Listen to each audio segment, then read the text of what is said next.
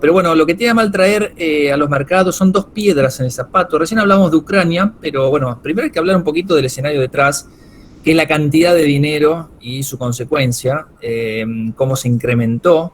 Recuerden que Estados Unidos arrancó la pandemia, estaba en 4.1 trillions, es decir, billones de dólares en sus activos, y hoy está en 9,4, 9,5 trillions. O sea, más que duplicó la cantidad de dinero en un año. Ahora van un año y medio, pero más que duplicó, casi 2 años. Ahora está recogiendo barrilete, o cerrando el grifo, como quieran decirle, y obviamente está el tema de Ucrania detrás, pero en realidad el impacto de toda esa masa de dinero se dio sobre la inflación. Y esto no se lo esperaba la Fed, está muy criticada la Fed, se llama en Estados Unidos behind the curve, o está detrás de la curva, es decir, la curva se mueve y después toma la decisión la Reserva Federal, lo cual le resta credibilidad al mayor banco central del mundo, el que maneja prácticamente la guía, digamos, de todas las tasas de mercado y todos los bancos centrales de países desarrollados. Los mercados emergentes van por su lado con sus propios problemas. Pero esta es la mayor inflación de 40 años. Lo malo de esto es que hay un core, índice core, es decir, el subyacente, que también está muy fuerte. Entonces no podemos hablar ya de inflación transitoria. La Reserva Federal se encargó de hacerlo entender a todos con sus comunicados, con sus minutas. Es más permanente, pero también es estructural. Fíjense que estamos hablando de esto, de este palito blanco acá, que es 6%, es inaudito, hay que retroceder a los años 80, la Reaganomics, cuando Volcker tuvo que poner la tasa en 16% como para frenar la inflación. Bueno, estamos volviendo a estos niveles. ¿Qué va a hacer la Reserva Federal? Ahora lo vamos a ver. Es decir, el mercado primero actúa, como les decía, y la expectativa sobre la Reserva Federal, los ojos de la Reserva Federal están puestos ahí. Hoy bajó un poquitito esto por la aversión al riesgo. Es decir, el bono a 10 años tiene una tasa que se disparó. ¿Por qué? Porque están cayendo los bonos. ¿Por qué? Porque la Reserva Federal va a subir la tasa de interés. Ustedes saben, si no son del palo de los bonos, que en un esquema de renta fija, cuando las tasas de interés de referencia de mercado están pronto a subir o están subiendo, primero actúa la expectativa, después actúa la Reserva Federal. Pero lo que está pasando es que los precios de los bonos caen antes. ¿Por qué? Porque en un esquema de renta fija, la suba de las tasas de interés equivale a una caída en el precio. Básicamente es viceversa, ¿no? Es decir, la baja en el precio de los bonos son la reacción a una suba en las tasas de interés de mercado, la expectativa de tasas de interés, que en realidad se está materializando, y falta la Reserva Federal que mueva la ficha. ¿De qué? De los fondos federales. Es una tasa de interés cortita, es un overnight. Overnight es de un día para el otro, una noche para el otro. Es decir, vos como banco podés pedirle prestado a la Reserva Federal hasta ahora cantidades infinitas y a costo cero. Y va a dejar de ser pronto así. Entonces, en la reunión de marzo, estas son las reuniones que tiene la Reserva Federal, ¿sí?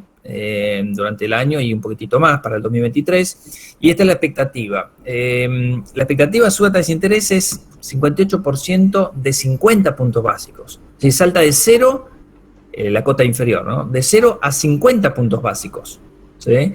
Y después habría una suba en cada una de las reuniones, salvo en la de noviembre, que saltaría a diciembre. Bueno, algunos economistas están hablando de también una reunión de noviembre con una suba más, y la de diciembre. Habría, con esta expectativa de mercado, 7 aumentos, con lo que dicen todos, una en cada reunión, o 50 puntos básicos, y en la de noviembre 2, en la de noviembre ninguna. Llegas igual a la misma, digamos, contabilidad. 7 subas de las 7 reuniones en este año. ¿Qué pasó?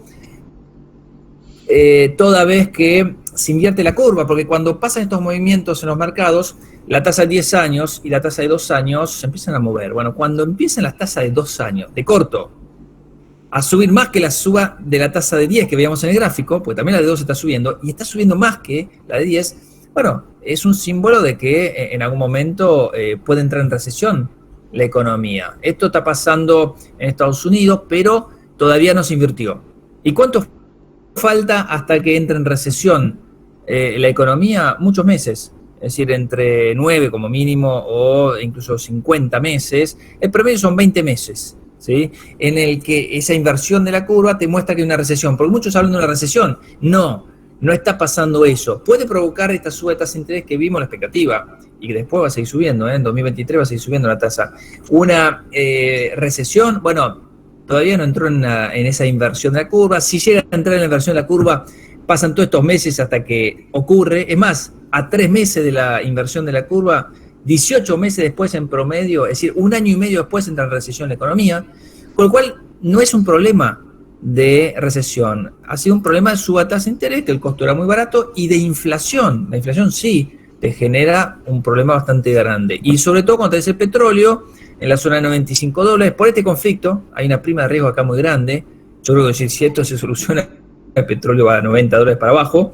Y obviamente que si llega a haber una invasión, esto tiene un objetivo, y Alejandro obviamente seguramente tiene un gráfico preparado detrás como para compartirlo después, de $110, que es lo que valía cuando los emergentes aplaudían esa coyuntura, donde Brasil estaba de moda, donde los commodities volaban por los aires, que eran 2012, 2013 y 2014. Bueno, entró en esta etapa, petróleo negativo incluso, no sé si recuerdan, nadie quería que le descargaran petróleo, y después finalmente llegó a este nivel. Bueno, le queda llegar a $110, bueno, ese es el objetivo. Ahora, el oro se hace eco de todo esto, ¿sí? Incluso hoy estuvo más arriba, es un gráfico de ayer, con lo cual el oro empieza a recibir todo lo malo del mercado, ¿sí? El oro responde a una inflación en alza, ¿sí? Y está claro que la inflación va en alza. Obviamente que la suba de tasas de interés fortalece el dólar, pero este año el dólar no se fortaleció. El año pasado tuvo una baja, una suba, en el año 2020 una baja, porque todos salieron a buscar riesgo por todos lados. Bueno, el año 2021 se quedaron en el dólar. Este año es muy particular, no hay una dirección clara. Ahora, el desastre que produce esto en la renta fija es fenomenal. Miren los gráficos de la evolución de algunos ETFs, y con Jorge, bueno, la idea era compartir algunos productos o instrumentos en donde los gráficos de los bonos emergentes, ¿sí?, que lo tiene acá, venían cayendo de antes, abajo a la derecha, pero se produjo una caída infernal este año, donde los bonos high yield sin calificación crediticia con nivel de libre de riesgo están cayendo de manera estrepitosa, y también los instrumentos de acciones preferidas, como el PFF, PFG también, hay otro instrumento que es un ETF también de acciones preferidas, son bonos largos, los bonos perpetuos, los high yield, los COCO, todo lo que tiene que ver con bajas calificaciones crediticias o elevada duration, tiene un impacto en el mercado muy grande. Y estos son los ETF que ustedes pueden operar en la bolsa para posicionarse en distintos instrumentos soberanos, corporativos, de países centrales o bien de países emergentes, soberanos y corporativos. Este año ha sido un desastre, es esta columna de acá, y se suma obviamente a la caída que tuvieron el año pasado y la profundiza, ¿no? Es un año que la vienen tirando para abajo, ¿no? Los instrumentos están acá, ustedes lo pueden ver. Creo que esta presentación es más bien para difundir lo que es renta variable, así que nos metemos de lleno en lo que pasó hoy, ¿sí? El Nasdaq 100 cayendo 3%, el S&P más del 2%, un desastre, cerrando los mínimos. Probablemente mañana, cuando pasa eso, estén cayendo de nuevo los índices, lamentablemente para los que están comprados. Y obviamente que Rusia y Ucrania viene de antes. Recuerden que anexó Crimea, que es esta península que tienen acá, ¿sí?, en el 2014. Rusia anexó esto, y acá hay milicias, hay todo tipo de conflictos, porque son milicias que responden a Rusia, no es territorio ruso, pero obviamente que ahí hay milicias que responden a Rusia. Acá está Bielorrusia, que comulga con Rusia porque le presta todas estas bases. Fíjense que son bases nuevas incluso. Las nuevas unidades son estos cuadraditos, y donde está desplegado en toda esta parte, acá está Kiev, la capital, y donde también han estado desplegando bases acá en esta zona. Acá hay bases permanentes porque obviamente proveen de apoyo a estas milicias, y el cerco es sobre Ucrania, que tiene el paso del gas, por ejemplo, para Europa. 40% del gas que consume Europa es de Rusia, y gran parte pasa por Ucrania. Incluso hay un gasoducto que está pronto a inaugurarse, y están en conflicto porque no se ponen de acuerdo con Ucrania, porque hay todo tipo de rispideces entre Rusia y Ucrania, obviamente. Y lo más probable es que si no pasa mayores, porque estamos viendo un poco de fuegos artificios, ¿sí? ¿Pero esos fuegos artificios pueden venir en guerra? Bueno, hoy el mercado exageró, sí, puede ser, pero si hay una guerra se queda corto. Supongamos que no hay guerra, ¿qué pasa? Este es el escenario más probable para mí, que si Rusia hace algo con Ucrania, en realidad Estados Unidos no va a empezar a tirar bomba atómica. Lo que va a hacer es empezar a sancionar, ¿sí? Sanciones financieras. Hay 11.000 bancos que confluyen en un sistema que se llama SWIFT y bueno, algunos bancos quedarán bloqueados de poder transferir hacia bancos norteamericanos, un desastre, digamos, a nivel internacional para Rusia, ¿no? Sanciones tecnológicas, controles a las importaciones, esto tiene que ver con lo comercial también, pero sobre todo el tema de los chips y otras cosas. Sanciones energéticas, y ahí está el problema de Alemania, ¿no? Que está con un tema específico, un gasoducto que fue hace poco completado, ¿no? Construido. Y sanciones individuales. Hay ya 735 personas rusas que tienen sanciones, ¿sí? O no pueden pisar suelo norteamericano, o tienen multas o pedido de captura, etcétera, etcétera, desde el 2014. Bueno, esto puede escalar muy rápidamente.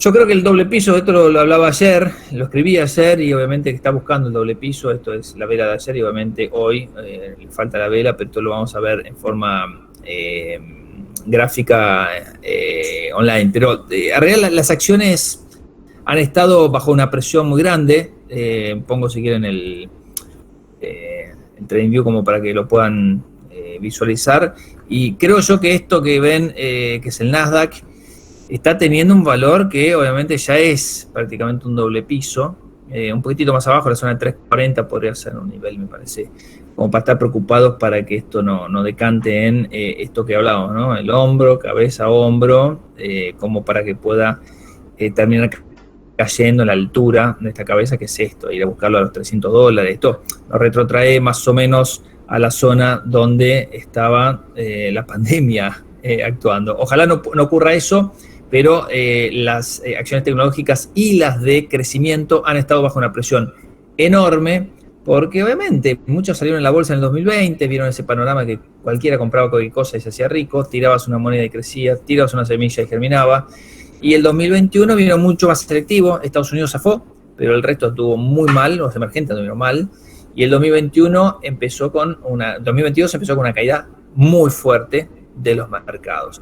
Así que así estamos. Yo dejo compartir la pantalla porque no quiero hablar mucho y espero que Alejandro quizás me complemente esto con unos gráficos buenísimos que él sabe hacer, y espero también la opinión de Liliana. Yo tengo detrás instrumentos financieros de renta variable como para ver los 9 que se lanzaron acá, pero quiero escuchar también a mis colegas como para no ser muy monótono. Jorge, usted administra acá, ¿eh? Sí, querido, a mí me parece que es el turno de Alejandro que nos muestre un par de gráficos con respecto a lo que estamos viendo, ¿no? ¿Qué factible ve la posibilidad de que se arme el doble piso o si realmente ve que puede ir más abajo? Es la preocupación de todos, ¿no? Nadie quiere perder un 40%, ¿no? Ya la baja fue complicada. Ahí se ve un poquito el gráfico. Sí. Sí, perfecto. Obviamente, a ver, complemento lo que dijo recién Gustavo. Es muy plausible un doble piso porque acá también, digamos, el análisis técnico, la idea es que refleje lo que es las valuaciones y el análisis fundamental, ¿no? Siempre las empresas y las valuaciones van por análisis fundamental y es lo que el dinero inteligente, etcétera, termina comprando. Lo que creo el análisis técnico nos da son herramientas para que el público retail o fácilmente podamos ver algún patrón o alguna zona donde nos parezca interesante de precios poder comprar y administrar el riesgo. Pero creo que, Gustavo, lo que vos comentabas recién del hombro, cabeza, hombro, voy a sacar un poquito algún canal o algo formadito, es esto que estamos viendo acá, ¿no? El tema es, si llega a esta zona y termina perforando, nos iríamos prácticamente, yo lo mido así muy simple, si hay algún crítico de esta forma está perfecto, pero para hacerlo muy simple nos iríamos a cerca de 380, 390, o sea, zonas donde sería interesante comprar, pero como veíamos antes con Microsoft, que parece que refleja bastante lo que está haciendo el mercado, ahí lo voy a poner en logarítmico, este es una buena zona también para meter algún trade, esperando tal vez un rebote y que no pase de esta zona, ¿no? administrando bien el riesgo. No sé qué opinan los demás.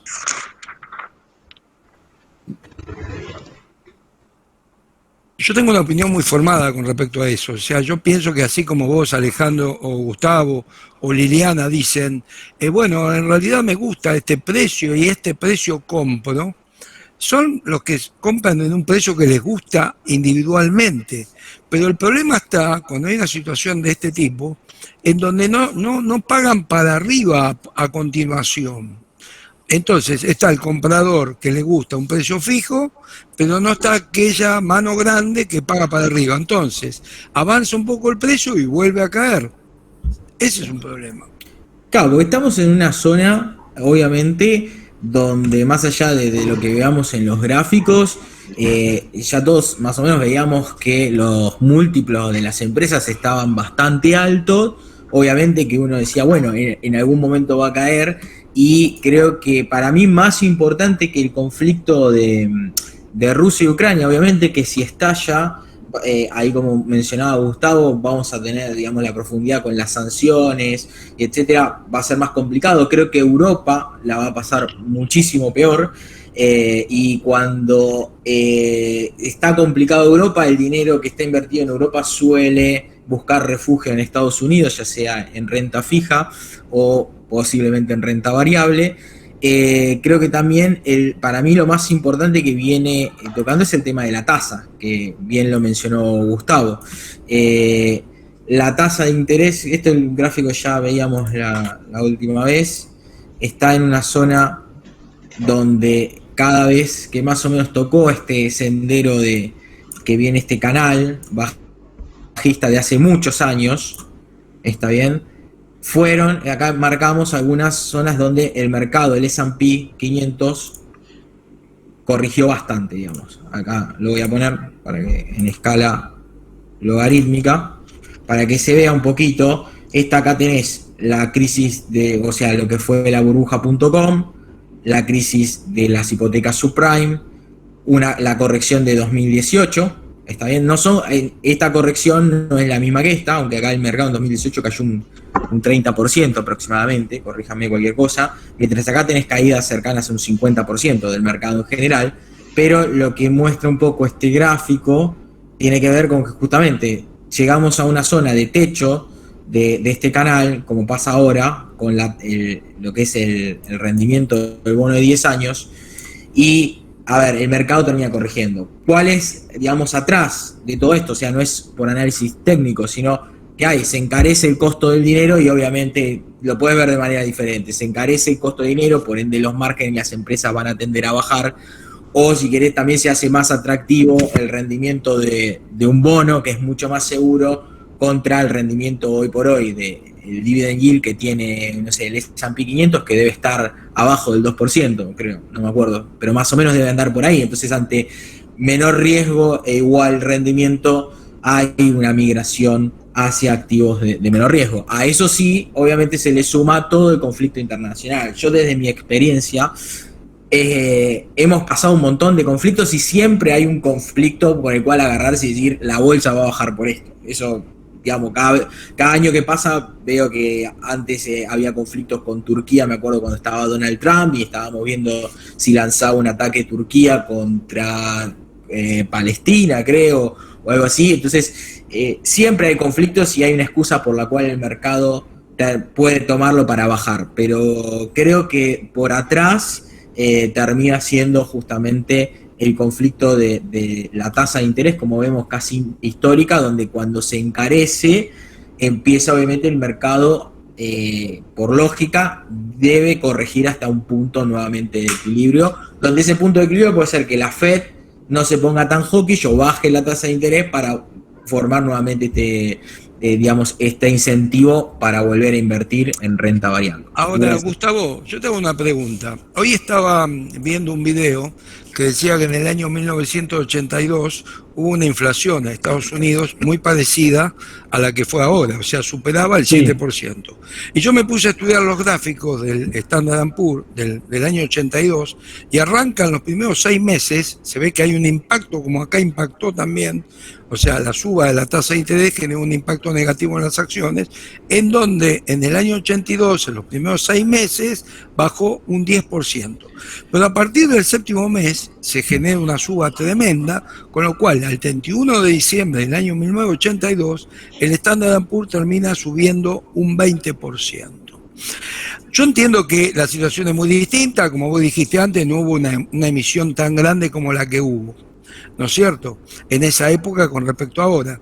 Pero, ¿en qué sentido se puede analogar esto de a que en un periodo de la historia haya tenido un crecimiento de este tipo?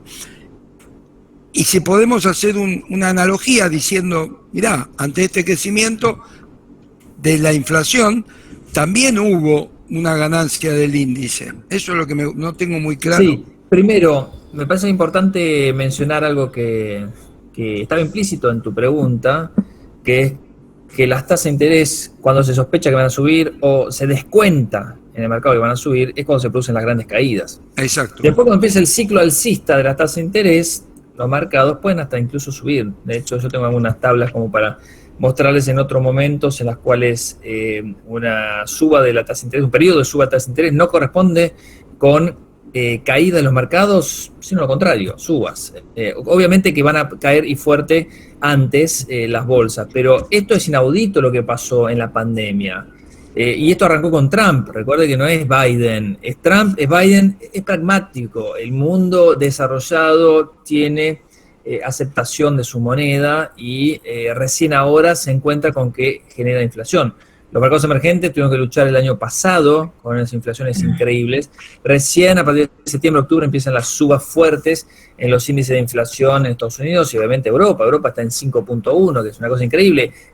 Europa es la eterna lucha junto con Japón por la deflación, no con la inflación. Hoy está preocupada por la inflación, con lo cual ya vimos a Lagarde y al Banco de Inglaterra tomar algunas medidas con respecto a más restricción en las condiciones monetarias de las economías para que no siga generando inflación. Esa es una de las respuestas que quería darte. Está buenísimo. Te hago otra pregunta. Digamos, ¿qué instrumentos tenemos, Gustavo, dentro de lo que es el tema pragmático, ¿no? ¿Cómo se cubre un inversor ante este escenario?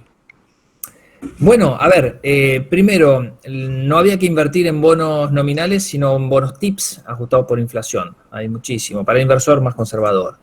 Segundo, ¿por dónde pasa el mercado cuando suben las tasas de interés? Evidentemente en aquellos sectores que se benefician de la tasa de interés, los bancos. Los bancos tuvieron un año estelar, este año, ahora creo que justamente hoy se puso negativo el índice de banco, pero venía 2% arriba con 22% de energía, pero sobre todo los commodities. El inversor tiene que apegarse al real estate, a los commodities, a los hard assets. Las acciones también son un activo duro, pero en realidad no todo es igual, porque muchos de los proyectos que vinieron a la bolsa carecen de ganancias, los flujos de fondos no se han convertido en algo creciente, sino que empiezan a desacelerar. Y cuando desacelera la tasa de crecimiento, todo el mundo de empresas de crecimiento empieza a tambalear. Fíjate las acciones que venían subiendo lindo hasta una hora antes de la caída del mercado, fuerte, que fue la caída de la última hora, que eran Walmart, presentó un balance muy bueno, terminó 4 arriba. Coca-Cola, que aumentó el dividendo, está en máximos históricos, está fenomenal. Cisco, es decir, son fierros que a la hora de tambalear los mercados, los inversores salen en busca de esas compañías. Ahí está poniendo Ale en la pantalla Coca-Cola y fíjense cómo quiebra todo. Y es un activo, obviamente, que Warren Buffett fue uno de los primeros que lo vio hace décadas atrás como una excelente inversión para mantener a largo plazo. No estaba equivocado el viejo Warren. Se ha equivocado en muchas otras cosas, pero no en eso. De hecho, Wells Fargo no le dio una alegría y otras tantas inversiones que también fueron un fracaso. Pero bueno, hoy está muy concentrado en Apple, le ha ido muy bien los últimos años, su fondo genera buena ganancia. Bueno, esta es una de las constituyentes, ¿no? Union Pacific y otras tantas empresas que poseen cartera son hacedoras de cash flow, son empresas no solo reconocidas, sino que siguen creciendo en el cash flow. Eso hay que buscar en estos tiempos. Cobertura. ¿Por qué lado? El oro, los commodities más el oro, que es un activo totalmente particular. Y por otro lado, protegerse con puts. Es decir, aquellos que no son muy duchos con el tema de las opciones, deberían empezar a mirar ese tema. Un put es una compra de una opción de venta. Con lo cual, cuando los mercados caen, se revaloriza. Yo te lo veo vender a determinado valor, pero a medida que cae el mercado, ese valor aumenta, ¿sí? Así como cuando vos compras un derecho de compra, es decir, un call, cuando sube el mercado, te beneficiás, porque vas a pagar determinado precio que está fijo y el mercado sigue subiendo, con lo cual, si lo compras en el mercado, te sale mucho más caro, y vos tenés una opción para comprarlo barato, ¿sí? Entonces, cuando caen los mercados, al revés, hay que comprar un put, y esa es una manera de proteger tu cartera. Nunca está de más tener la cartera y tener protección. No necesariamente tenés que vender las acciones. Si vos estás a largo plazo para algunas acciones, pero el corto plazo te mata y lo que querés es protegerte. Entonces el put viene a entrar en la cartera y salir en la cartera como un instrumento de protección, que es un poco la pregunta que me hacía Jorge. Gustavo, ¿te puedo sumar algo a ver si opinás igual? Vale.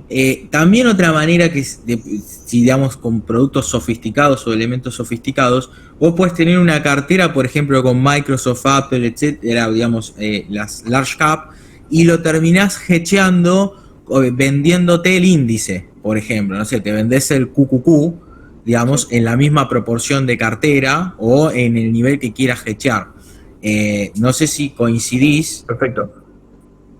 Sí, totalmente, porque es un poco lo mismo con otro instrumento. Cuando yo hablo de comprar un put, hablo de comprar un put sobre el mercado, el S&P o lo que sea, lo que recién mencionaste, que significa un derecho de venta a determinado precio, con lo cual a medida que cae el mercado se revaloriza esa posición. Cuando vos shorteás, y hay un instrumento, es el SDS, por ejemplo, que suelo poner en algunas carteras, que shortea el S&P 500 por 2. Está el SQQQ, que es el que shortea por 2 o por 3, no me acuerdo ahora, el mercado por 3 de las tecnológicas. ¿Cómo? Que shortea por 3. Por 3, gracias, Diaso. 3X es el SQQQ. Bueno, hay momentos donde conviene. Hoy cayó 3% el Nasdaq 100. Ese instrumento subió 9%. Entonces es un método de protección a través de una compra, estar long a alguien que shortea. Lo otro es comprar directamente un instrumento que se revaloriza cuando el mercado cae. Es exactamente Gustavo, lo mismo con otro instrumento. Sí, ahí los estaba escuchando. Yo he armado algo, no sé si enganchar con esto. No, en realidad tomé unas notitas.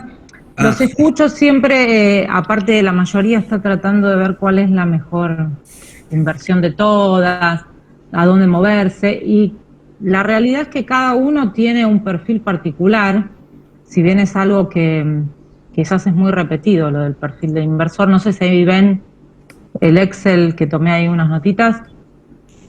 ¿Se ve? Sí, se ve. Sí. Después también voy a enganchar con lo que dijo de tema tasas, inflación y el tema del efecto de la suba de tasas y las formulitas. Después les voy a mostrar también de entender algunas cosas básicas, como qué pasa cuando sube la tasa de los bonos, qué efectos tienen en la economía, por qué se suben las tasas, porque quizás algunas veces damos por sentados cosas que para nosotros son cotidianas y ya descolocan ya de por sí a la persona y ya se perdió. Entonces voy a retomar la parte que estuvo hablando Gustavo con el flujo de fondos, que es una cosa muy sencillita, pero tenerlo en mente aclara un montón.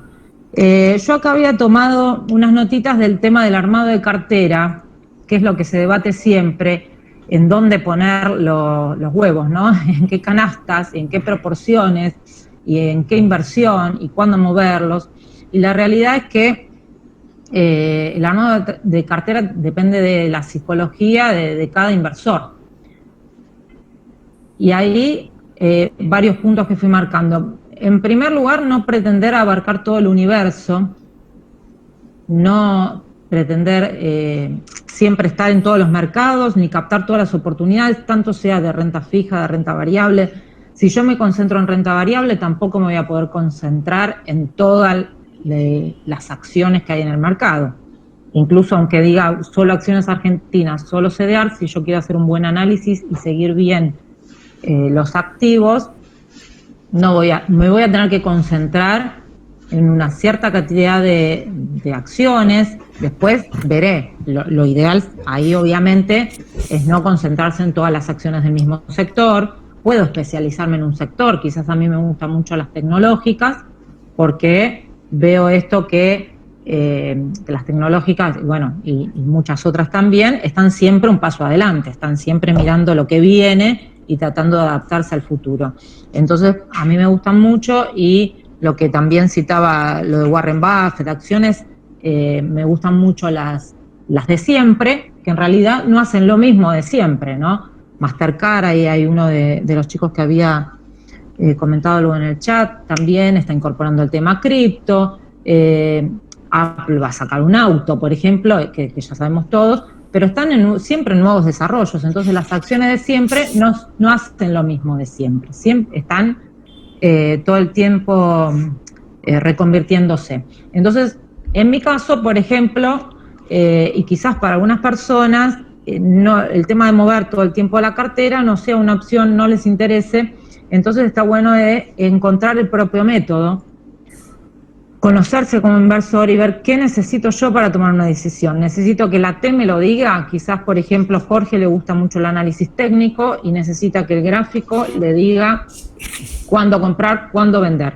Y quizás otro se fija más en los números de la empresa, en qué está haciendo, más un tema de esto, en qué está, leer noticias, informarse.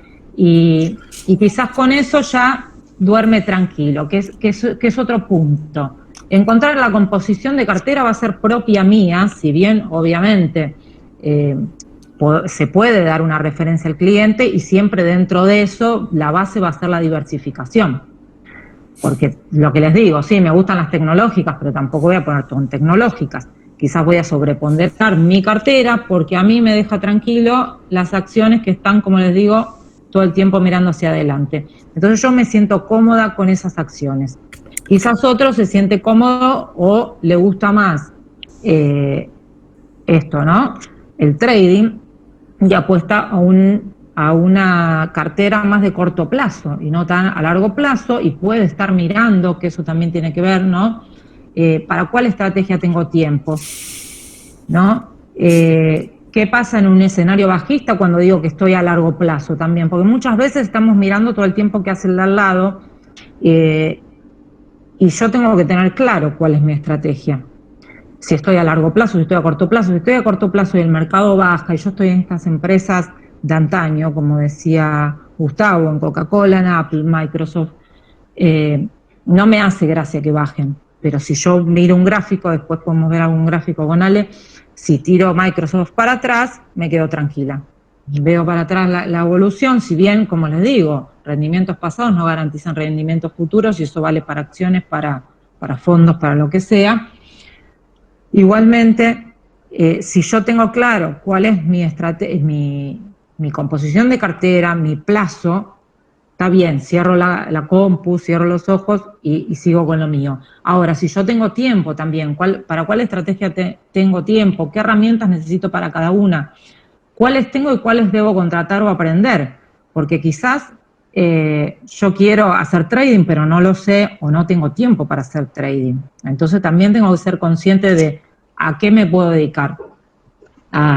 Si quiero dedicarme a hacer trading y no lo sé o no tengo las herramientas, debo contratar a alguien. O sea, primero evaluar y esto, de que cada inversor tiene que encontrar su punto, su cartera óptima. Si bien podemos preguntar, obviamente, a gente que se dedica a la actividad y ver en dónde se está posicionando. Por supuesto, no voy a cerrar los ojos y no escuchar a nadie.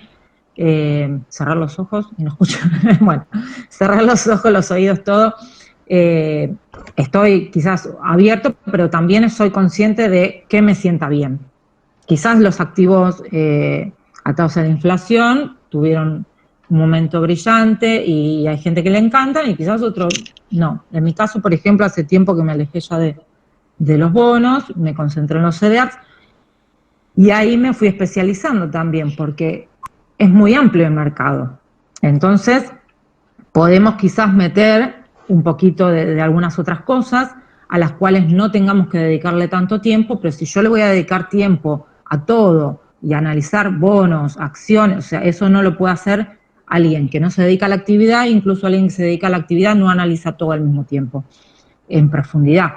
Entonces, esto que les decía primero, no pretender abarcar todo el universo, siempre me voy a estar perdiendo oportunidades. Lo mismo si yo compro CDR, va a haber alguno que no lo miro y seguramente va a subir y quizás ni me entero o me entero y digo, bueno, qué lástima que llegué tarde. Y otro punto que tiene el concentrarse es que va a agudizar la intuición y la predicción que tengo cuando veo, en mi caso yo aprendí a desarrollar también eso, quizás yo le digo la intuición y la predicción, pero yo cuando uno sigue ciertos activos tiene los números en la cabeza, entonces sabe hasta qué número llega, cuando llega a cierto número no hace falta poner quizás tantos indicadores o líneas, sabe que le cuesta tiene cierta resistencia o alcanza ciertos niveles y va como esto, conociendo a la acción y le permite predecir un poquito más el movimiento, no verla de vez en cuando así aisladamente, leer de vez en cuando una noticia de una, después de otra. O sea, si me enfoco en ciertas acciones y activos, va a ser más óptimo mi análisis. Entonces, bueno, esto, la parte de cartera, ¿no? El tema de la diversificación también, para estar también, porque yo no sé, generalmente quieren saber qué va a subir más, cuál es la mejor inversión, a ver, decime qué me conviene. Y la verdad es que la realidad es que por más análisis que uno pueda hacer, no sabe exactamente qué va a subir más. Si va a subir más el Bitcoin, el oro, el dólar, tal acción, bono. Entonces, la mejor estrategia es diversificar y aparte por el tema de que hoy yo estoy analizando el mercado en un contexto X. Por eso después se critica mucho a los economistas porque, claro, hoy las variables son estas y hoy yo te recomiendo esta cartera.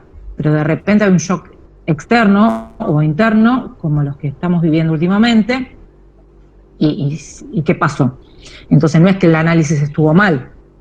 Lo que me va a salvar en ese momento es estar posicionado en distintos activos. A veces el que menos uno imagina es el que le salvó las papas, la cartera y dice, bueno, gracias que tengo esto.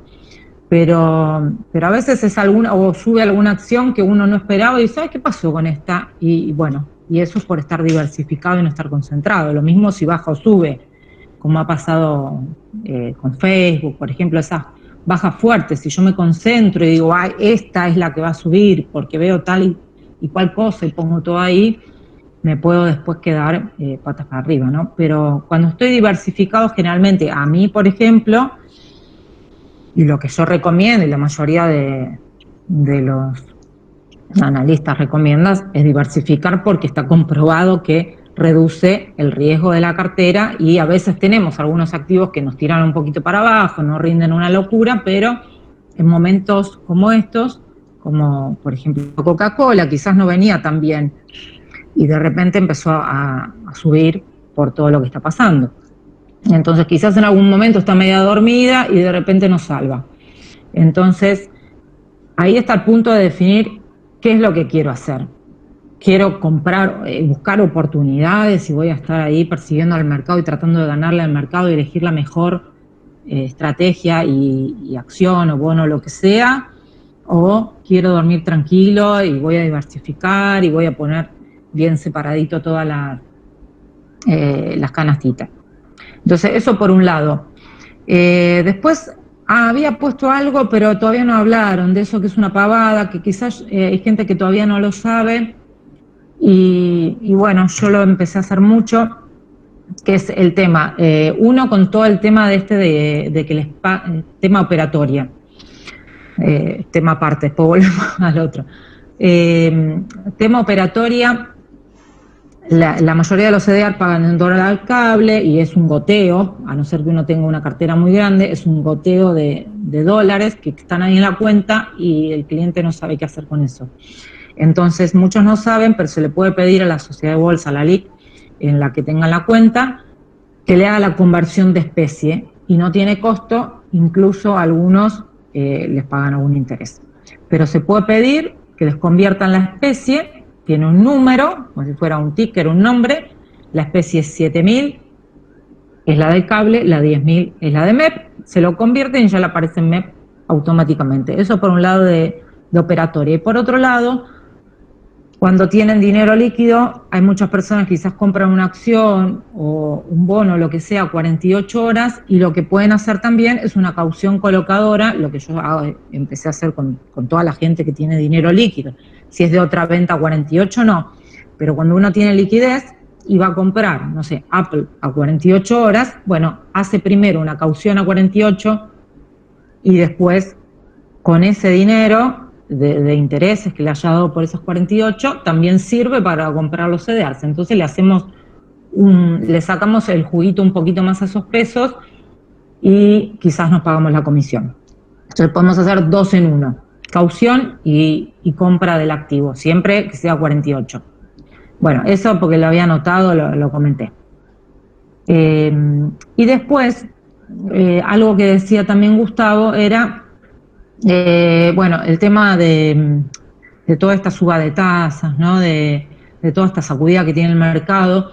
Y acá escribí estos puntos del tema de pandemia, los efectos muy chiquititos, bueno, a corto plazo ese shock inicial, esa baja que tuvo muy corta el mercado, de febrero, marzo, enero, febrero, después ya empezó a recuperar.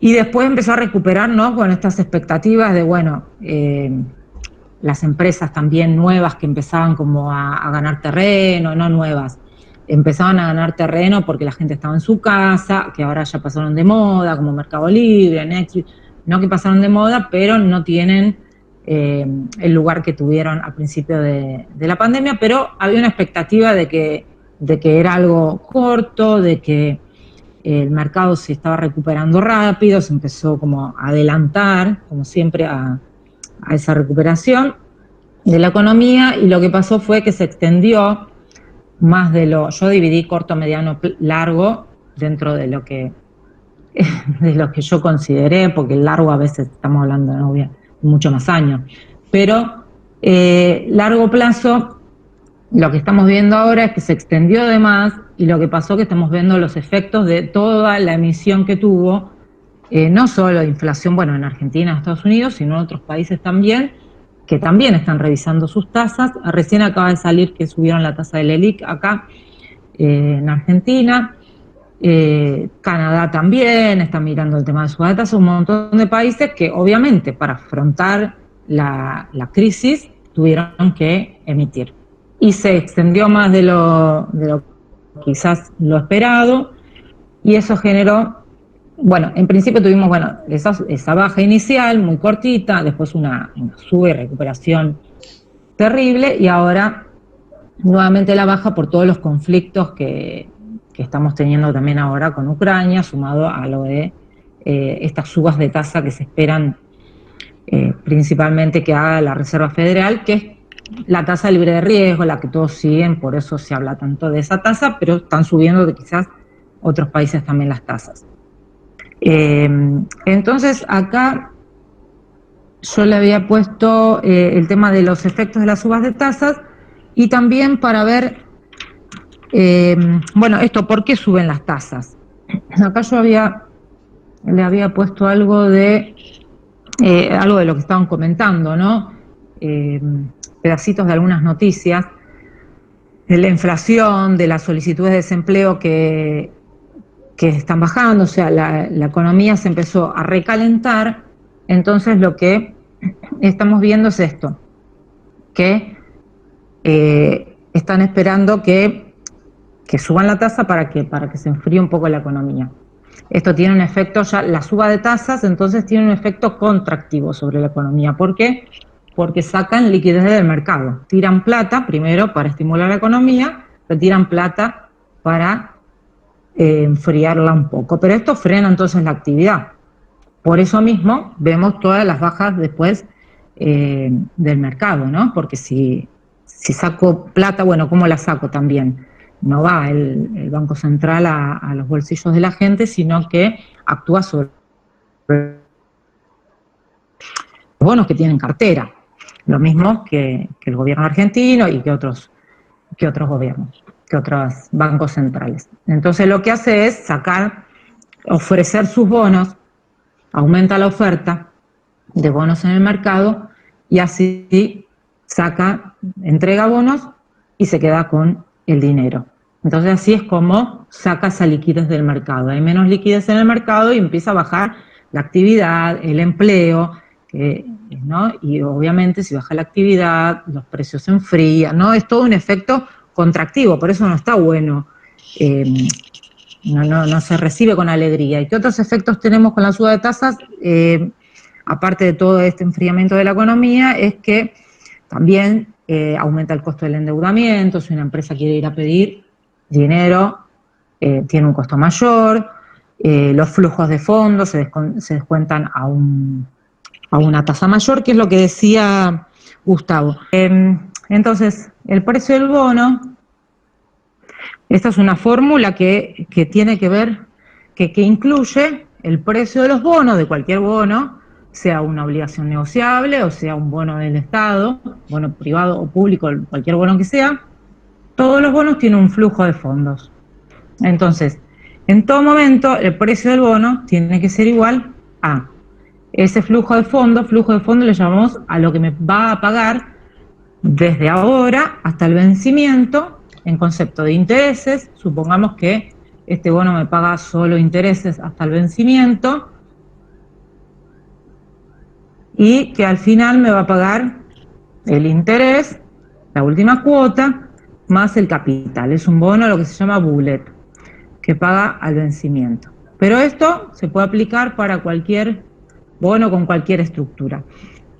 ¿Y qué pasa? No es lo mismo el cupón de interés que me está pagando hoy que el que me va a pagar dentro de 20 años. Entonces lo que se hace es traer al presente. El precio es hoy. Este es el precio que se negocia en el mercado hoy. Entonces me interesa saber todo este flujo de fondos, cuánto vale hoy. Entonces, ese dinero no es lo mismo entonces que me lo des hoy, por eso no es lo mismo si el bono tiene frecuencia trimestral, semestral, anual. Cuanto más rápido me entreguen el dinero, yo con ese dinero lo puedo aplicar a otra inversión. Entonces, voy a descontar estos flujos de fondos, que se llama flujo de fondos, a una tasa de interés. Y ahí es donde viene la tasa de interés. Después se empieza a elevar a la potencia que sea, ¿no? Depende el plazo del título, el periodo en el que esté, que me esté pagando todo esto. Supongamos que son 20 años. Bueno, entonces, va a castigar más, porque esto si yo uno más algo, la tasa de interés es un número positivo, ¿no? Uno más algo que lo elevo, entonces lo que va a hacer es que este número que poner era 100, si lo descuento sea 90, 95, porque lo divido por un número mayor a 1. Entonces, esto vale menos que si me lo paga en el mes 2. Bueno, lo importante es que la tasa de interés, que también se llama tasa interna de retorno, la TIR, está en el denominador y acá tenemos el precio del bono hoy. Entonces, acá está la relación inversa entre el precio y tasa, que vemos todo el tiempo. Entonces, cuando leemos las noticias decimos, bueno, va a subir la tasa, entonces, ¿qué pasa con el precio del bono? Si sube la tasa, para que esta igualdad, esto de arriba es fijo, nunca se modifica, porque eso tiene que ver con las condiciones de emisión del bono. Entonces, si el bono dice que me va a pagar un 8% sobre el capital semestralmente, es un 8% a no ser que incumpla el pago. Pero el flujo de fondos, el nominador, no se modifica. Entonces, las únicas variables que están modificándose son el precio y la tasa de interés. Entonces, si hay una suba de tasa de interés, el precio del bono, para mantener la igualdad, tiene que bajar, y viceversa. Entonces, esto es lo que tenemos que saber siempre. que si sube la tasa de interés, el precio del bono baja. Y lo mismo al revés. Si baja la tasa de interés, sube el precio del bono. Por eso estamos, viendo también esto que pasa, y tiene otros efectos también, ¿no? Lo que decíamos, la tasa de interés, más allá de lo que pase con el bono, pero entonces, ¿qué pasa si vendo más bonos? Les decía, aumenta la oferta, baja el precio del bono, sube la tasa de interés, porque hay más cantidad de bonos en el mercado, suponiendo la misma demanda, entonces tiene que subir la tasa de interés para mantener la igualdad. El caso típico de esto, Lili, es el bono argentino. El bono argentino, los tenedores o bonos en dólares lo han vendido un montón, por eso tiene la tasa de interés que tiene, altísima. Claro. Sí, pero lo que siempre nos sirve es tener esa formulita en la cabeza, porque sabiendo que uno está en el denominador y entonces si sube la parte de abajo, tiene que bajar lo de arriba, el precio. Entonces, que actúan en forma contraria. Entonces, por ejemplo, yo acá pegué rápido unos pedacitos de notitas que fui encontrando de 3 días seguidos, martes, miércoles, jueves. Entonces decía, y esto cómo impacta en el mercado, ¿no? Porque cuando sube la tasa de Estados Unidos, y generalmente, también se recalienta y sube la tasa porque es la tasa, como les decía, libre de riesgo. Entonces los capitales, cuando hay incertidumbre en el mercado, suelen ir a buscar esta tasa, estos bonos, entonces quizás salen de otros activos más riesgosos como pueden ser las acciones. Entonces acá dice, el martes decía que el Standard & Poor's había subido por el optimismo de las tensiones. ¿Qué pasa? Bueno, las tensiones también hacen que la economía tenga como un cortocircuito, ¿no? Que algunos circuitos se corten, ¿no? Que la actividad pueda tener alguna dificultad. Mientras que los rendimientos de los bonos subieron. Mientras tanto, el dinero se retira de los activos más seguros. El precio del bono del Tesoro a 10 años cayó, el precio cayó, llevando su rendimiento a poco de más, el rendimiento subió. El rendimiento sobre el viernes en el 1 cuando las tensiones políticas iban en aumento. O sea, de acuerdo a cómo el mercado está, cuando se relaja, entonces el mercado se va quizás a activos más riesgosos, como son las acciones, salen de los bonos, entonces el precio de los bonos baja y aumenta su rendimiento. Entonces todo el tiempo está en juego este trade-off entre acciones y bonos y el precio y la tasa de interés del bono. Al día siguiente, Wall Street rebotó desde los mínimos de la sesión, cruzando el territorio positivo, después que la Reserva Federal como que estaba titubeando un poco, como sus decisiones se tomarían reunión por reunión. Las va a subir las tasas, pero le dio más tranquilidad al mercado, como que, estamos como todavía analizándolo cautelosamente. Las minutas mostraron... Liliana, ¿me dejás agregarte algo ahí? Sí, sí. Lo que pasa es que ahí hay un detalle. Las minutas son del 26 de enero. Son 2 semanas después cuando se conocieron todos los datos del IPC, entonces tienen más presión que antes. No, o sea, la minuta no te está reflejando lo que hoy piensan. Porque están hablando de hace 4 semanas atrás, cuando todavía no sabían que, o sea, supuestamente no sabían que el IPC acá lo que muestra iba a ser es cómo reacciona el mercado ante la comunicación de esto. Y lo que más me interesa en realidad mostrarles es esto de qué rol juega la tasa de interés en este sentido de corrección, ¿no? De ajuste, de estar midiendo todo el tiempo esto de qué está pasando con el mercado, con la inflación, con el desempleo, con la actividad, y como que es una variable de ajuste que utilizan en este caso. Y cómo actúa sobre el precio de los bonos y la interacción sobre las acciones, ¿no? Sobre el flujo de fondos. Fíjate que vos tenés 2 parámetros ahora, uno de un lado y otro del otro. De un lado que te van a subir la tasa, entonces el bono bajaría, pero del otro lado tener el problema en Ucrania, que entonces ¿qué hace? Que el bono suba porque van a buscar refugio. Claro. Por eso lo ves que está ahí danzando en el 2%, si no el bono estaría o mucho más arriba o mucho más abajo, si una de las dos variables no estuviera hoy en juego. Claro, y por eso esto fue el miércoles subiendo y los bonos estaban más cautelosos con el tema de la tasa, y hoy jueves ya la crisis, bueno, sí, esto, se empiezan a poner en juego las dos cosas, porque claro, también hay más gasto, que en un caso de guerra va gasto armamentístico y un montón de cosas que se van a suceder en el caso de que esto avance. Entonces acá dice, provocan ventas fuertes de las acciones con la aversión al riesgo exacerbada, la demanda por el oro como activo refugio, lo que decía Gustavo, impulsa el precio que se sitúa, bueno, mientras que el Bitcoin, bueno, se percibe como riesgoso, entonces salen. Entonces, ¿qué está pasando? Y un poco lo que le decía antes. El mercado está todo el tiempo viendo, a ver, ¿a dónde voy? ¿Qué va a pasar? ¿Qué me posiciono? ¿Qué es lo mejor? Y fíjense que en cada día, y estamos viviendo una volatilidad muy alta, el mercado está moviéndose constantemente. Entonces, ¿es malo el Bitcoin? No. Y bueno, hay gente que está saliendo del Bitcoin. ¿Por qué? Porque quizás es cortoplacista, quiere salir, quiere entrar a un precio más bajo, o es muy conservador y tiene miedo, y otros están conservándolo porque no los despeina el que hoy o mañana baje el Bitcoin y dicen, a mí no me importa, yo no me quiero preocupar, voy a largo plazo. Entonces, lo que les decía al principio, hay que ver bien qué es lo que, y está bien consultar y ver qué hacen los demás, pero también identificar qué me sienta cómodo a mí y qué me deja tranquilo a mí.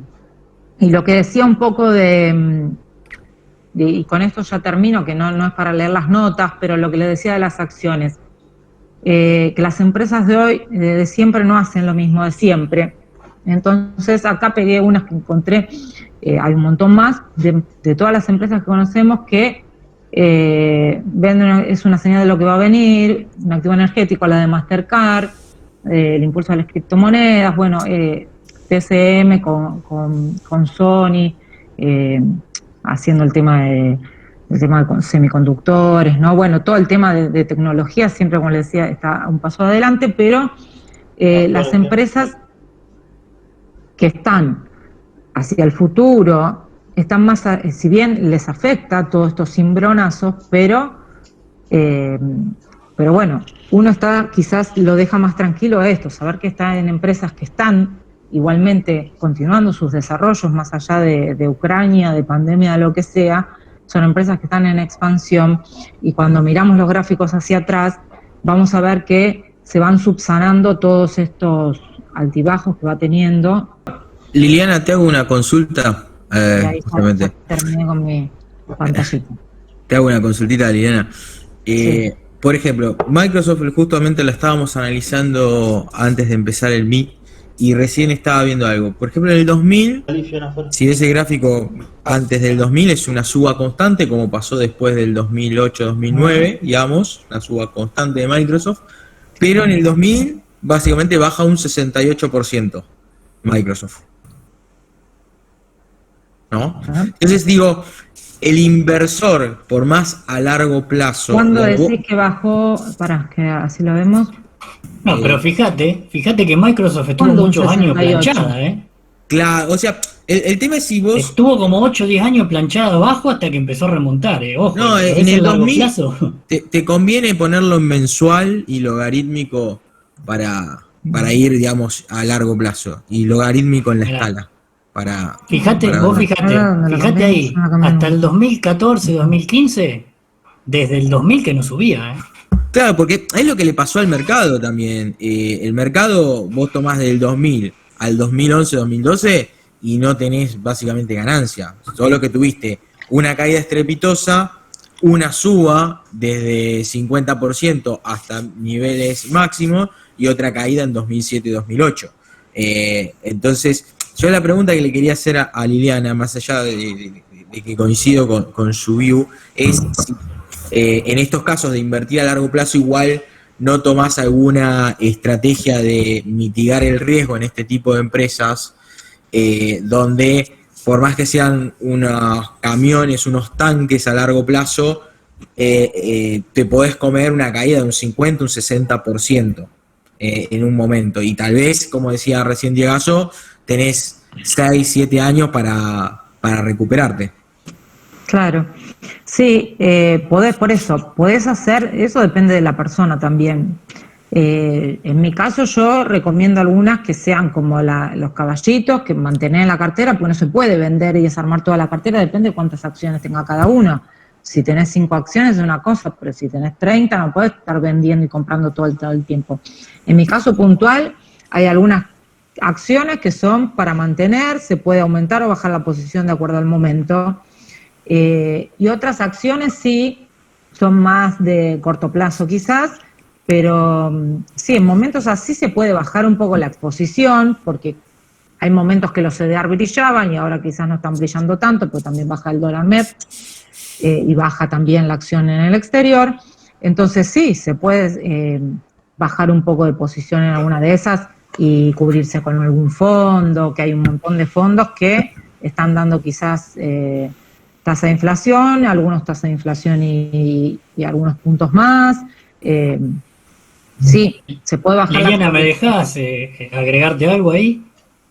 Porque hay mucha gente que por ahí, bueno, la persona que asesora, es complicado porque vos pensás que esa gente le está explicando a alguien que supuestamente no conoce el mercado, pero esa persona no entiende que, por ejemplo, en un momento, hace 2 semanas atrás, el CCL explotaba en 234, 235, porque estaba entrando una masa de plata que buscaba un refugio, y cuando de golpe se fue toda esa masa de plata, te bajó a 210, y la gente te dice, ¿cómo? Pero si yo miro Estados Unidos cayó un 4 y acá está cayendo un 8, un 10. Claro, claro. Entonces, bueno, por eso siempre está bueno explicar de antemano cómo funciona el activo. Mira, claro, este activo se va a mover por 2 factores. Por claro, un pero lado, por la acción en el exterior. Claro, sí. La psicología es muy difícil, que es lo más importante, digamos, para el inversor. Sí, la psicología, pero lo que yo decía al principio, mirá que las acciones son activos de largo plazo. En el corto y mediano se van a mover para todos lados. Incluso le mostrás ese gráfico, un gráfico de estos. Mirá, esta que vos conocés, Apple, Microsoft, las más conocidas, que para que la persona entienda, pues si le hablas de, no sé, AMD o alguna desconocida, menos, ya se perdió. Pero si vos le hablas de algo palpable, algo que conoce, decir, mirá, mirá, incluso esta acción tiene todo este sub y baja. Lo va a tener, es habitual, es natural, a veces más fuerte, a veces menos fuerte, pero lo va a tener. Y va a variar por estos 2 factores. Entonces, lo ideal es que estos 2 factores suban, pero también puede ser que los 2 bajen o que estén encontrados.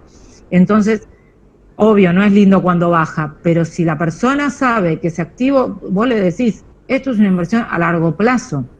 Si vos querés pero hay que ver, Liliana, es otra cosa. Que es largo plazo. No, y bueno, para uno largo plazo 6 meses, años. Para otro. Por eso te digo, depende del inversor. Por eso lo que yo les decía al principio.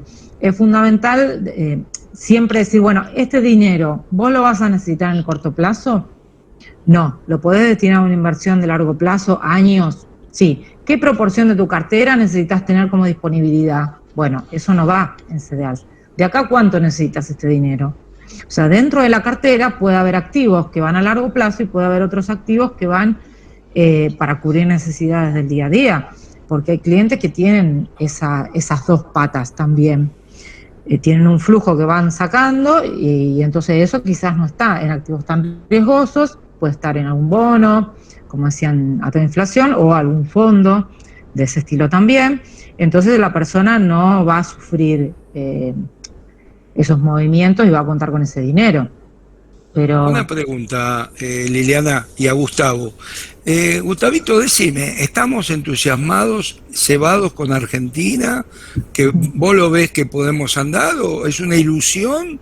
¿O hay una realidad que se puede manifestar en Argentina? No sé si me vienen siguiendo por ahí en algunos tramos de las publicaciones que hago, pero en las charlas, al menos con clientes nuestros de RFT, estamos mostrando que las acciones para nosotros es un riesgo enorme va a ir al compás de las negociaciones con el FMI, de lo que hace falta aprobar y lo que va a hacer, pero no hay un plan atrás creíble. Es difícil con un 60% de inflación que las empresas se desenvuelven bien, y el Estado remete continuamente. Hoy me llamaste para hablarme sobre justamente esa concentración en las compras de alimentos, con medidas de intervención. Es muy difícil en una economía como esa encontrar compradores genuinos mediano y largo plazo, pero obviamente las valuaciones ameritan poner la lupa como para decir, estos 3, 4 negocios son una ganga a largo plazo. A corto plazo yo no soy muy optimista. De hecho, desde antes del acuerdo con el FMI, y tampoco el acuerdo con el FMI hizo mucho, en dólares 420, 425 dólares, no sé ahora cuánto está, pero si uno remonta para atrás, son hace 9, 10 meses que está lateralizando el mercado. Ahora se va a despegar, va a 700, 800 dólares, y la verdad que no estoy tan optimista. Lo único que puede movilizar esto, y ni siquiera con eso se va a solucionar, olvídate de volver a los 1.800 dólares de abril del 2018, es un cambio político. ¿Sí? La expectativa del cambio político. Y la expectativa del cambio político en las PASO se dio, y después en la elección de noviembre no tanto, y falta mucho tiempo, y el gobierno logró remontar, digamos, el barrilete. No sé si hay alguna, digamos, expectativa grande en torno a bancos y utilities, pero a mí son dos sectores que están muy representados en el Merval que no me gustan. Petróleo sí, SAU y YPF, ¿sí? O sea, estoy con Pampa y con Vista, y obviamente algunos negocios de bienes intermedios como Ternium Siderar, excelente compañía, Aluar, también Bioceres afuera vía CDRs, y Mercado Libre y Globan. Globan acaba de presentar un balance extraordinario. Bueno, está 4,5 arriba en el after, pero cayó 4 en la rueda. O sea, ojo, porque no, en un mercado como este se arrastra a cualquier cosa para abajo, y hay que ver el contexto internacional. El contexto internacional tampoco va a favorecer a la Argentina, salvo por el precio de la soja y de otros temas muy puntuales, pero no es un mercado favorable para los emergentes, menos para Argentina. Así que, en resumen, no soy muy optimista con Argentina, salvo todas estas cosas puntuales, además de Molino Agropecuaria, que los que me conocen, hace 2, 3 años que venimos con esa inversión, y algún otro más como Mirgor, que obviamente merece toda mi atención, y lo seguirá haciendo más ahora cuando retrocedió. Así que esas son las cosas puntuales que uno puede hacer, pero en realidad si uno mira el Merval, la verdad que no me gusta mucho la composición del Merval para meterse. Hay que hacer más selectivo, mucho más selectivo. Buenísimo. Liliana, ¿vos qué opinás de Argentina? Justamente las empresas que nombraba Gustavo también, bueno, Mirgor, obviamente muy poquitas, y argentinas que cotizan como CDR acá, también Bioceres, a mí me encanta, que es tecnología aplicada al agro, y Globant. Hay acciones que argentinas, que sean Mercado Libre, ya algunas perdieron, como digo, perdieron fuerza, pero esas que están, empresas innovadoras, a mí me gustan. Y locales poquitas, como dice él, Aluar, Siderar, Mirgo y hasta ahí. No me metería mucho. A veces hay gente que le gusta algo más jugado, apostar el tema tarifas, ir a energéticas, ¿no? Pero bueno, hay momentos que hay que esperar bastante para que eso suceda. Entonces no, yo particularmente por ahora prefiero que no. Sí, todo lo que digas, todo es libre esto. No, que hoy el mercado está castigando, que está perdiendo mucha cuota de mercado y le ve un techo. Por eso Facebook no va a recuperarse como muchos pensaban compro la caída y en una semana va a rebotar. Facebook con el tema de no poder seguir los datos de los iPhone, y ahora que Google le va a hacer lo mismo, pierde mucha cuota de mercado y mucha plata es la que pierde de entrada. Entonces todo eso es lo que el mercado también está viendo. Que por ahí la mayoría que lo hace solamente por la T dice, cayó un 20, Facebook es compra. Sí, es compra, pero depende, como hablábamos hoy también con Alejandro, depende de la situación del momento. Yo no sé si es tan compra hoy, porque puede caer más, y sigue cayendo, y puede seguir cayendo más. Se alteró, por eso, se alteró algo de lo fundamental, Gustavo, entonces. Hubo algo de alteración, como decía Digazo, fundamental, el tema de compartir los datos. Facebook vive de datos, y el producto sos vos. Las redes sociales están en constante mutación. Obviamente que Instagram es un caballito de batalla increíble. WhatsApp no creo que se haya saturado. Facebook sí, en términos de crecimiento versus otras redes sociales. Pero también el mundo pasa en algún momento por otro lado y no por tanto las redes sociales, así que tampoco es que esto es in eternum. Bueno, apuesta a otra cosa, al metaverso, no estoy muy convencido porque no lo entiendo en realidad, pero el mundo no está preparado para eso. Zuckerberg va 3 pasos, 10, 15, 20 pasos adelante que nosotros, así que va a ser difícil seguirlo. Pero como decía Diego, hay temas de fundamentos también que han cambiado y lo vimos cuando presentó el balance, dijo que el primer trimestre, que es este actual, va a tener una desaceleración que el mercado no esperaba. Tampoco seamos catastróficos, ojalá cualquiera de nosotros que están en la pantalla tuviese el 1% de las acciones de Facebook. Es una máquina de ganar plata con la publicidad. Pero bueno, el mercado espera otra cosa, espera crecimiento. Yo no digo, Gustavo, el crecimiento, no digo que no, la acción toca el piso. Ahora 16 veces ganancias y pasar a ser una acción de valor. Lo que pasa es que, claro, ahora se está depurando la crema, ¿sí? La espuma de la cerveza se está bajando porque pasar de una empresa de crecimiento a una empresa de valor tiene su costo en materia de evaluación, obviamente, y precio, caída de precio.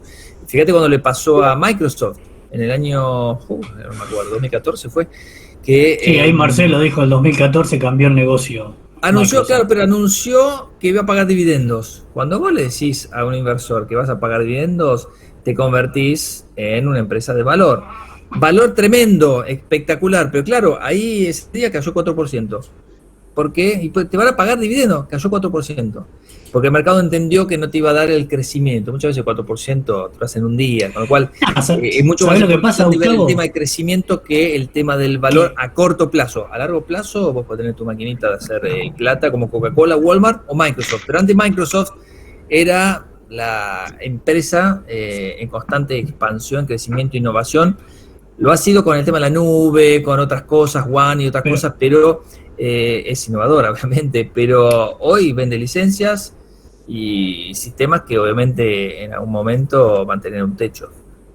Claro, lo que pasa es que el mercado a veces lo que ve o trata de pricear es que si esta empresa X me empieza ahora a pagar más dividendo, o no pagaba y empieza a pagar, o empieza a recomprar más acciones porque no sabe qué hacer con la plata, o sea, que se le acaba el nicho de mercado. Entonces el mercado a veces ve eso como diciendo, ¿no será que se están viendo que llegaron a un techo y por eso están empezando a desparramar la plata por otro lado? Exactamente. Porque vos fíjate que tienen un montón de caja y a veces no saben qué hacer. Y fíjate, esa Biox,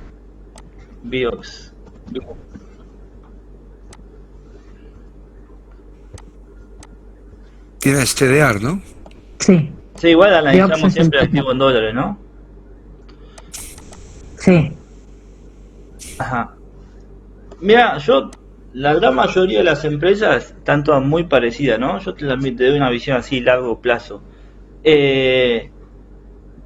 O sea, yo te lo explico siempre en ondas de helio, que es mi teoría, lo que a mí me marca, ¿no? Y ondas de helio son 5 ondas, y acá hay 5 ondas claras, es 1, 2, 3, 4, 5, y esto ya se terminó. ¿Sí? O sea, yo estoy viendo en casi todas las empresas un mercado bajista. Lo mismo. Sí, en la mayoría te diría, alguna que se salva, ¿no? Pero las petroleras, por ejemplo, sí veo que pueden tener un rally importante. ¿Me podés ver vista? ¿Vista? Sí. ¿Y por qué plazo, Leo, bajista? ¿Por cuánto? ¿Por el mismo tiempo de alguna de las ondas?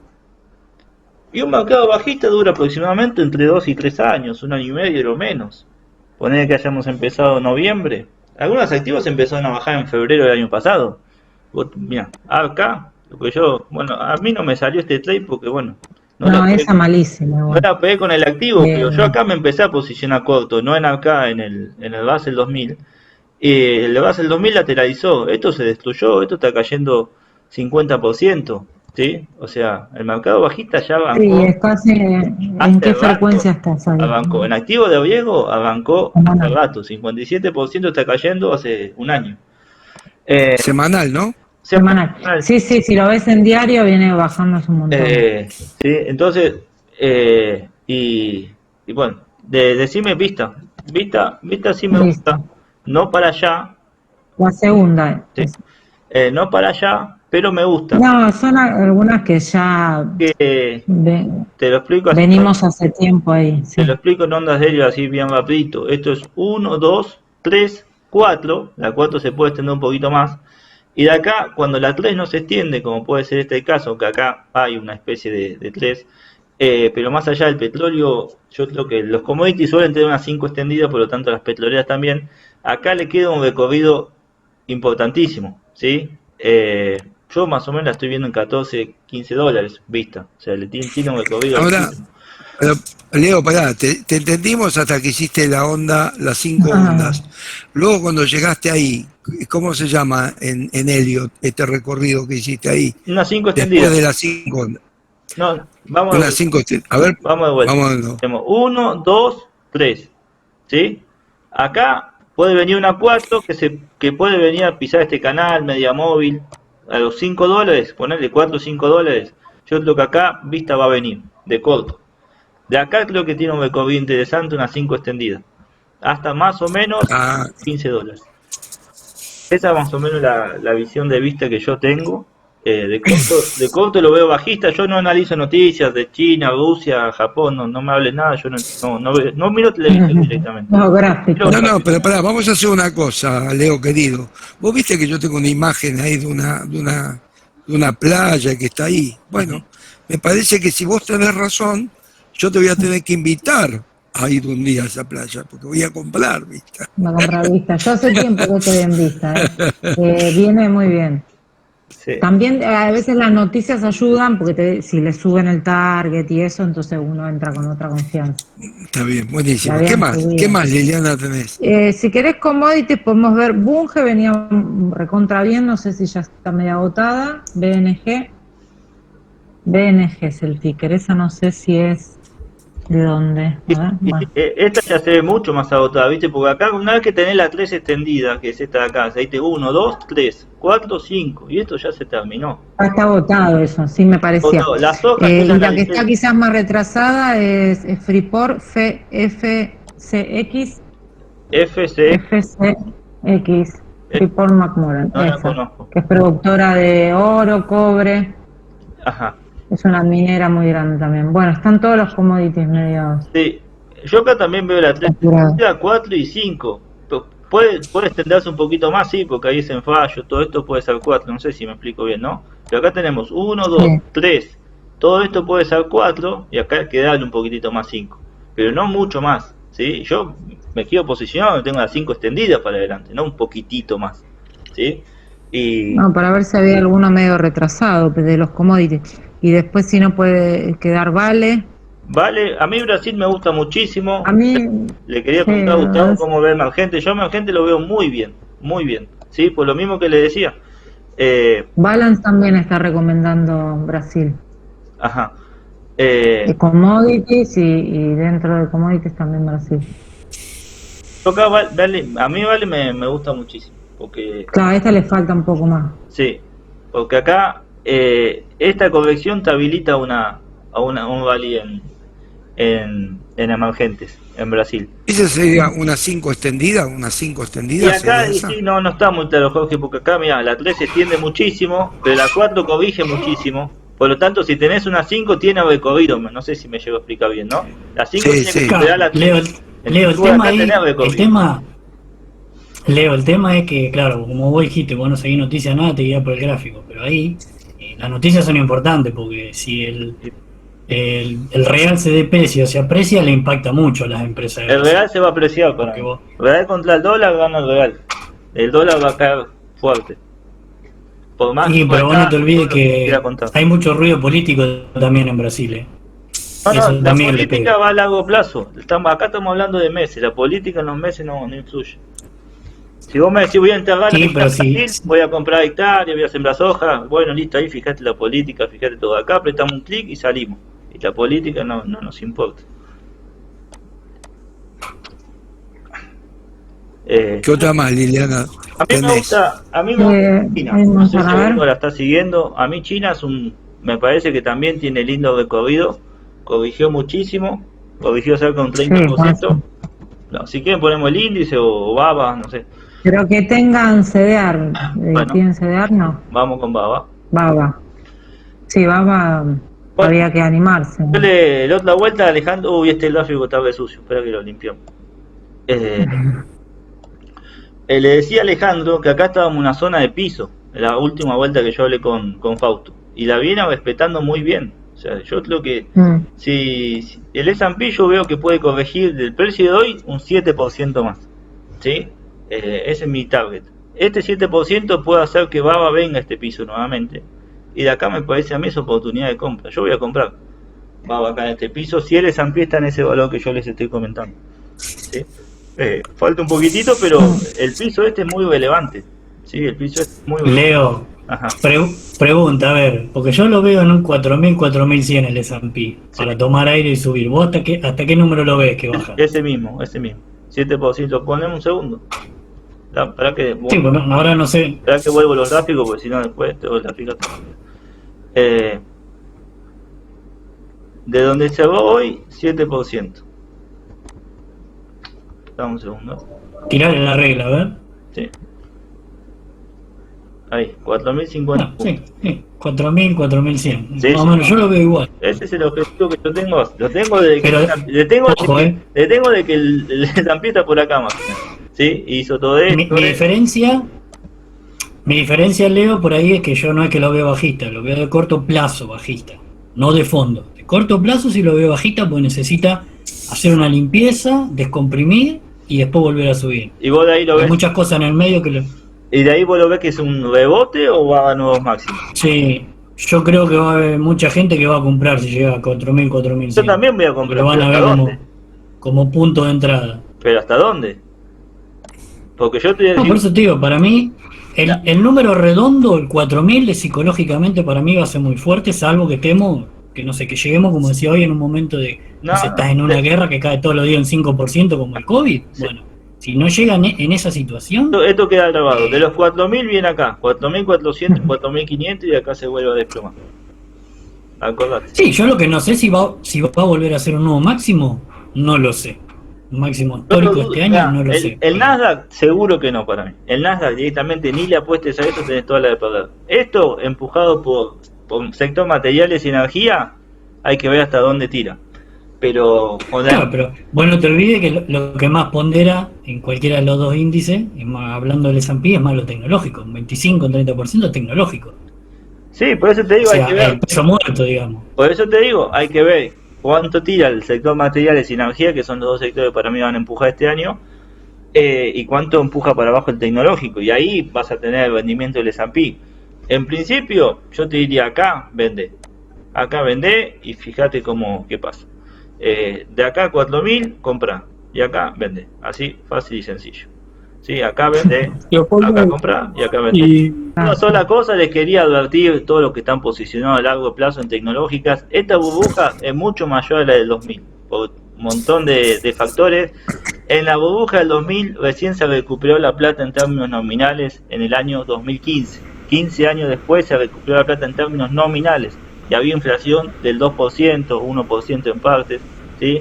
Estamos ahora con inflaciones del 7,5%, ¿sí? Solamente tengan cuidado, pongan stop para mí en las posiciones tecnológicas, porque si una vez que esto cae, recuperar dinero no va a ser nada fácil, y recuperar el dinero con poder de compra, muchísimo menos. Simplemente yo advierto, yo sé que no es agradable, ¿no? Se va a una posición en pérdida, pero bueno, más vale cerrar a tiempo y no a destiempo.